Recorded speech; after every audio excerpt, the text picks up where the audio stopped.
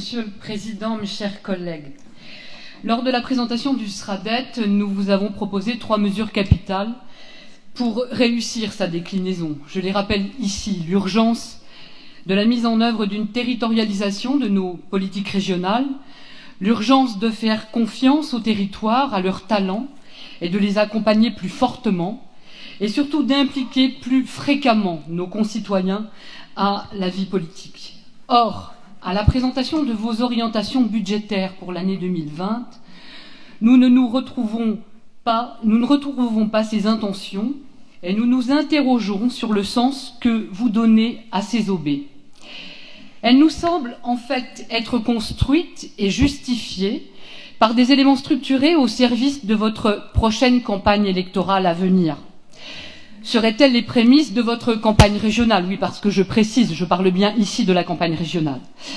En effet, vous nous arborez votre nouvel étendard, un plan prévisionnel d'investissement régional pour les années 2020-2024, jusqu'à le qualifier de plan Marshall. Mais à quel prix et pour qui? Vous nous le présentez à cette étape par grande masse et de manière encore très succincte. Vous souhaitez faire de l'investissement votre cheval de bataille pour votre dernière année de mandature et afficher ainsi dans ce plan plus de 3 milliards d'euros sur 4 ans, obtenus à la suite d'efforts drastiques et d'une rigueur de gestion qui entachera une dynamique Grand Est déjà bien affaiblie par un manque de volontarisme politique.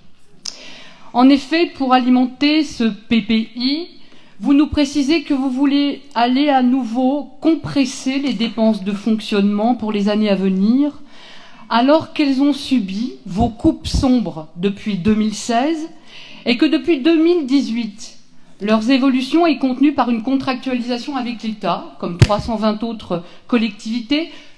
Je le rappelle, contractualisation que nous avons votée. N'en ajoutez pas, Monsieur le Président, les dépenses de fonctionnement de notre collectivité sont à l'os. Suite à votre ponction, rappelée par le vice-président Sebéran, de 48 millions d'euros, que vous venez en effet de nous préciser, et vous voulez aller encore plus loin. Cette nouvelle étape de compression supprimera de facto des politiques publiques et obérera la capacité à en inventer de nouvelles dans l'intérêt de nos concitoyens et de nos territoires.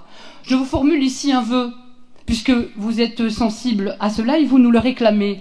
Je vous propose en effet, au titre de la compétence qui nous est allouée depuis 2017 et de la compétence d'organiser les transports scolaires, nous vous proposons, en tout cas notre groupe, d'un volontarisme politique marqué par la mise en œuvre de la gratuité des transports scolaires pour tous les élèves, de la maternelle au lycée, selon une règle, un aller-retour par jour. Voilà notre proposition. Nous souhaitons la travailler avec vous pour aller encore plus loin et fortement attendue par nos concitoyens. Cette nouvelle étape de compression, je l'ai dit, supprimera donc de facto des politiques publiques ici dans le Grand Est. Elles ne sont en rien, ces politiques, ces dépenses de fonctionnement, des dépenses de gaspillage, comme vous le laissez sous-entendre. Elles sont bien au contraire des dépenses d'accompagnement utiles pour répondre aux besoins contemporains de la vie quotidienne de nos habitants sur tous nos territoires du Grand Est. Ces dépenses de fonctionnement pour notre collectivité, ce sont l'ensemble des interventions et des subventions qui concourent au développement économique, à l'agriculture, au tourisme, à l'emploi et de fait à l'attractivité du Grand Est. Elles concourent au développement du tissu associatif, sportif et à l'éducation populaire dans les territoires. Elles concourent à la mobilité et à la formation. Ce sont des dépenses qui génèrent de la retombée économique, de l'emploi, et qui sont des facteurs de lien, de cohésion sociale dont le Grand Est a tant besoin. Il n'y a pas, Monsieur le Président, d'un côté des dépenses d'investissement qui seraient vertueuses et de l'autre des dépenses de fonctionnement qui seraient du gaspillage. Mais c'est bien la conjugaison des deux qui fait le talent et la réussite d'un projet politique. Ainsi, avant d'engager tout nouveau projet, il nous semble opportun à ce stade de procéder à une évaluation des politiques publiques conduites par votre majorité depuis 2016, réclamée par nos concitoyens et demandée par les membres du Césaire. Au contraire, par votre proposition de PPI, vous tentez un contre-pied, pour ne pas dire un échappatoire à ce temps nécessaire d'évaluation, à l'absence criante de lisibilité de votre action politique durant des années et à l'impression d'abandon de certains territoires du Grand Est. Ce n'est là qu'un leurre. Nous ne sommes pas dupes, les habitants du Grand Est ne sont pas dupes.